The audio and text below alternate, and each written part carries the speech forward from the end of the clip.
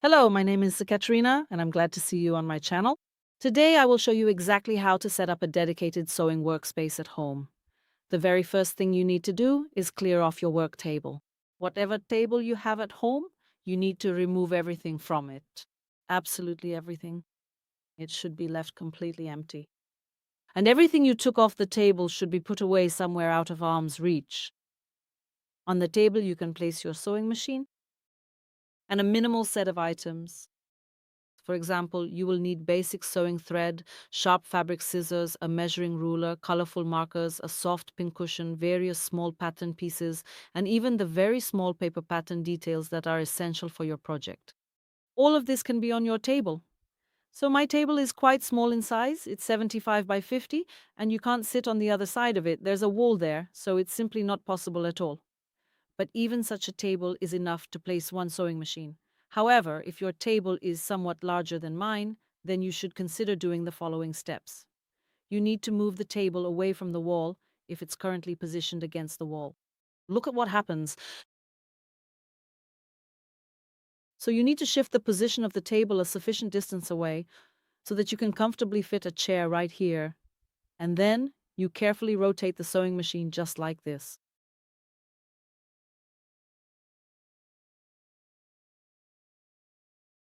You'll be sitting by the wall, the chair is here, and no one is walking behind you, bumping into you, or poking your shoulder. You just sit here and sew calmly. And on this side, you should have more space left, especially if your table is larger. And over on this side of the room, you can sit and do some intricate handwork, or you can sit and baste something together. Right here, you can easily cut small pieces, and you can also lay out your already cut pieces here as well. And there shouldn't be anything else on this table. There are no makeup bags, no manicure sets, no favorite books or magazines, no travel souvenirs, personal photos, tasty snacks, or even children's toys.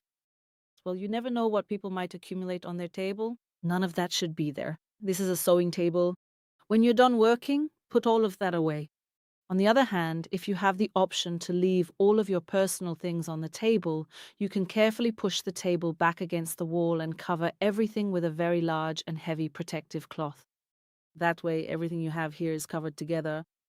And here, there shouldn't be anything extra, only things for sewing. What kind of sewing machine should beginner sewers have? First, if you still have an old household sewing machine that folds into a cabinet, for example, you, your relatives, your acquaintances, or your friends, if you have such a machine just sitting around unused, you can use that machine as long as it hasn't been used much for sewing. That is, if it hasn't worn out its lifespan and is still in good condition, then you need to call a mechanic to have it thoroughly cleaned and properly oiled. And it's quite possible that you'll end up with an excellent machine. Vintage Veritas machines and classic Naumann machines. These are truly exceptional and reliable sewing machines. They are built to last for a lifetime. Sometimes they do such a good job that the stitch looks like it was made by an industrial machine. So it's worth a try. Number two, if you want to buy a sewing machine, well, of course, the selection process is a long one. You could make more than one video about it, but the main principle for a beginner is this. You should definitely buy your very first sewing machine in person.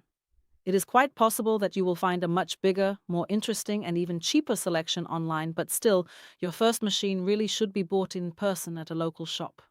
You need to test it thoroughly. Someone knowledgeable should show you exactly how to use it.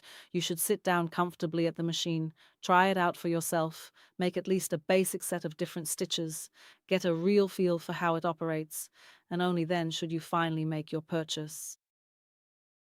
Again, if it suddenly turns out that the machine is faulty, or if you're really confused, you have somewhere to take it and show it to someone. Guys, what's wrong here?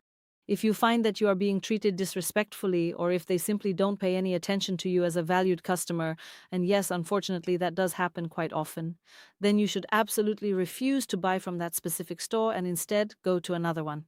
The very first machine should definitely be bought in person, and the third machine should also be, well, it is quite heavy, yet it is the cheapest and the smallest, such a remarkably compact little machine. It's torture. I mean, you can use it maybe once every 6 months to hem a skirt or something, or to occasionally stitch up some old pillowcase that's been lying around. But you won't be able to really work on it. The machine should be larger in size and much heavier in weight. Bigger in size, what does that give us? The more substantial this extension is, the much easier it is to work at the machine. The more robust and heavy the machine, the more metal it contains. And hopefully, the higher the quality of the plastic parts. Accordingly, it will last longer. For you, this specific electronic control system is absolutely and completely irrelevant for those who are just starting out. If your sewing machine is operated with manual knobs and switches, meaning it is not electronic but rather electromechanical, that will be perfectly sufficient for you. I had an old electromechanical machine that I sewed on for 7 years. So don't get tempted by those flashy buttons and hundreds of decorative stitches. What you really need is a sewing machine that is bigger, heavier, and simpler to use. In addition to the machine, you will also need a dedicated space for ironing your work as you go. If you already have an ironing board at home, take it out, set it up properly, and make sure it is positioned so it is convenient for you to use. There shouldn't be any additional clutter on it. Make sure there are no unsorted laundry items. No clothes you're planning to iron in the evening or tomorrow morning. None of that should be there. There should just be the standard ironing board and the iron already switched on and ready. Now, you might wonder why that is. Because after every single seam you sew, you really need to carefully press it flat with the iron. And don't count on just sewing everything together and then quickly ironing it all at the very end. You really shouldn't rely on that. The result will be poor. You must have an iron. It should be in working condition and your ironing area should be ready. And then, yes, you hop back and forth like a bunny. Sew a seam, press it, sew a seam, press it. Well, that's just how sewing works. After almost every seam, you need to use the iron, and it should be placed conveniently for you. Now, about the size of the ironing board, I have a large ironing board, 1.5 meters long. A sewing one here is 45 centimeters wide. Well, I've been sewing for a long time, so that's why mine is so big. If your ironing board is smaller, that's fine. It will work for you. If you don't have an ironing board, then just use a table. For example, if you have a large table where your sewing machine is, let the sewing machine be on one side, and on the other side, lay out your fabric. Put a blanket or a pad there, whatever you use for ironing. Go ahead and set up your ironing area over on that side. And make sure you don't put anything else on top of it. Any standard iron will do just fine for this. Just use the same one you use every day.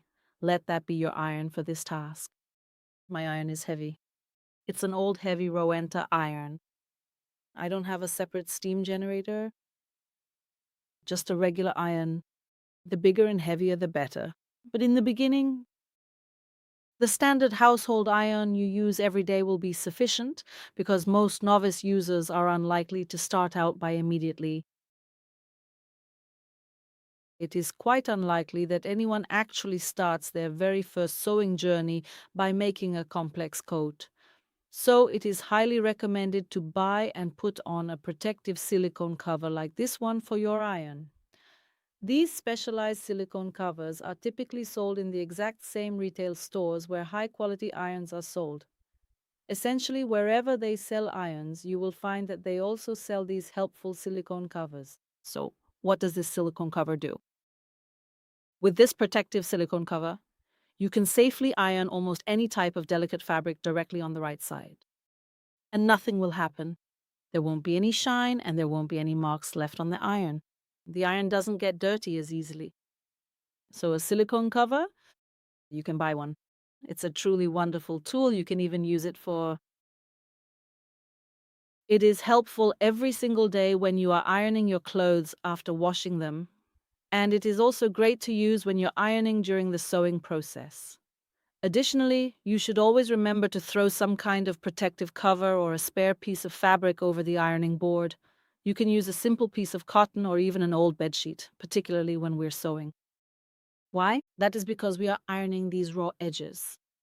And all sorts of little lint, tiny bits of debris, and those pesky small threads can easily come off our work and linger there.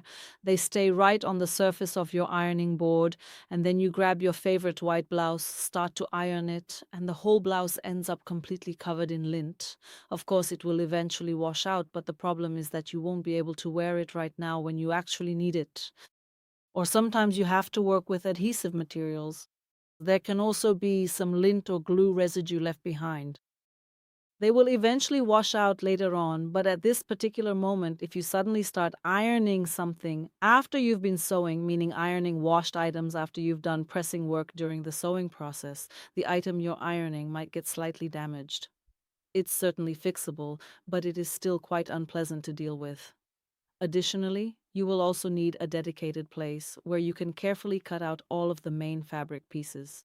When you are working with large pattern pieces, such as the front panels, the back sections, the sleeves, or the pant legs, both the front and the back pieces, in other words, any of those big pieces, they really need to be cut so that the entire fabric piece lies completely and perfectly flat on your work surface all at the same time. And it is very important that you must not allow the fabric piece to simply hang off one side of the table while you, over here, try to trace the piece little by little on the very edge and then cut it out in small sections. There's a high chance you'll make mistakes while cutting. You have paper pieces, proper patterns, your fit is good too, but you ended up cutting it crooked. Then you baste it together, put it on, and wonder what's wrong with the pattern, what's wrong with your figure. Why is it twisting here, skewed or sticking out? Nothing should be twisting, skewed, or sticking out. Your pattern is fine, your figure is fine, everything is good. You just cut it out crookedly. And unfortunately, most beginners don't notice this. People only notice it later on, after a few years. After a few years of solid experience, or when someone very experienced looks at it from the outside, they'll say, "Stop. Lay out all your individual pieces completely, and then you'll see exactly what's happening and where your mistake is." This is very important, extremely important. I've been sewing for a long time, so I have a cutting table. It's an extendable table. The top of this table is covered with linoleum. I've secured it in place. I just prefer cutting on linoleum. I still enjoy sewing at home often, but I have found that a professional cutting table designed exactly the way I want it simply won't fit into the limited space of this room. Specifically, the table I am looking at measures 1 meter and 80 centimeters in length and 80 centimeters in width, making it hard to fit here, which is actually a pretty convenient and practical size for a cutting table. If you happen to have a folding table, specifically the kind that folds away into a cabinet, it is absolutely great to use it for your cutting projects. It's not convenient to put a sewing machine on that kind of table, it will vibrate. Ironing on that kind of table isn't great either. Those folding designs and those flip out tabletops that we see right here, unless, of course, you have a really high quality table, then they don't sag like that. In that case, sure, go ahead and use it, but usually they're a bit wobbly, though you can use them for cutting.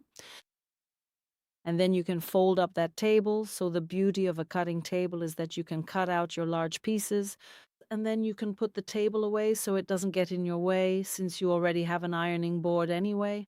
You also have a table with your sewing machine. If you don't have either one, meaning neither a cutting table nor a folding table, well, be prepared mentally for the fact that you'll have to cut fabric on the floor. I did that myself for quite a long time. I had to cut fabric on the floor. It's better than having your fabric hanging off a small table. That's it. And there's another option. I use that one too. I even filmed videos in those conditions. I would lay a sheet of chipboard on the edge of the bed, a thin sheet of chipboard. They are also, I think, about 1 meter wide and about 2 meters long. So we lay this sheet across the edge of the bed. We stand next to it on a stool or chair. Lay out the pattern pieces. You can cut the fabric. I cut fabric like that for about 1.5 years. I even filmed videos while doing it. I wouldn't say it's very convenient, but it's an option too. And a few words about mannequins. They tend to catch your eye in the frame here. So naturally, the question will come up confidently. How many mannequins does a beginner need? Well, beginners don't need mannequins at all. For those who have been sewing for quite a while now, a mannequin is generally needed about 50-50. If someone sews garments to order, It is very nice for the client when they come in and see their garment displayed on a mannequin. It's pleasant to look at, and it encourages the client to feel like they want to return for future business. A mannequin could be an essential tool for someone who sews outerwear or for those who take their sewing craft very seriously. They perform specialized pressing work not at a simple beginner's level, but at the level of a skilled advanced master. Furthermore, some of this pressing work is carefully done on a mannequin. That is, the mannequin should be sturdy, tailor's quality, so you can run an iron over it. It is possible that such a mannequin might also be needed. I have 3 mannequins. They are mainly used for displaying finished garments, and with the help of a mannequin, I demonstrate exactly how to adjust patterns and how to take measurements. They serve as visual aids for me. I have one lady mannequin that's larger, one that's slimmer, and one male mannequin. If I weren't in the business of filming these videos, I would probably only keep one single mannequin, the larger one of the two. It is roughly about my own size, but you really have to understand that while our specific measurements are almost exactly the same, our actual physical builds and body proportions are still very different. So to simply hope that if I fit a garment to a mannequin of my size, it will then fit me in exactly the same way. No, that is unfortunately just not the case at all. You just need to look at the mannequin and then at yourself in the mirror. If you look alike, then yes, it will help. If not, then it won't. A great thing is a mannequin made to your individual measurements, exactly matching your figure. Such things are made to order. It's not an inexpensive hobby, and accordingly, it's not for those just starting out either. All of that comes later. So what now? I've explained everything to you in detail. It is my sincere hope you now understand what needs to be done so that your width experiments are completely successful, and how to effectively organize your workspace. And with that, I'll say goodbye to you. All the best to everyone and good luck. Goodbye.